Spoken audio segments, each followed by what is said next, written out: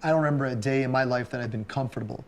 I've always had that goal line ahead of me of accelerating what I do, my craft, and what I bring to this world, what I leave behind, and how I get to the next level. I don't believe in perfection. I believe in striving to perfection, and I believe the pursuit for perfection is always an ongoing struggle that any great athlete, creator, artist, designer needs to stay hungry for in order to achieve that greatness and achieve perfection. My name is Ferris Rafauli. I design architecture, interior design, and luxury products. More simply put, I design a fantasy lifestyle for people to experience and enjoy through design. I think that everyone wants to leave behind memories, right? Or leave behind a legacy that their family and friends and people who know them can relate to. And I try to create personal goals in short term, knowing that in long term, there'll be a story, there'll be a legacy, and there'll be a fingerprint on everything that I've done. And I like to focus on the day-to-day milestones that will then give you a story and leave you a story and a fingerprint and legacy behind to speak of. I live by the philosophy that great design can only be born at the meeting point of art and science. You know, we could take this house that I live in today.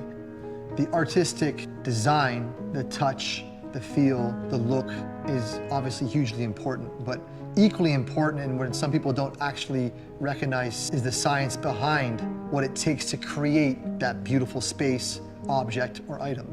The science behind design and how things come together, assembly, materials, are equally important as the craft of designing artistically and making things beautiful. The byfactor of that is greatness, or what people can't put their finger on. It's like, wow, how did he do that? Or wow, look at that, you know, how beautiful that is. Rolls-Royce is an example of how art and science are the perfect marriage. And when they're both met equally, you end up with the brilliant product. The artistic design, the fearless thinking to continue to push milestones beyond what's even imaginable.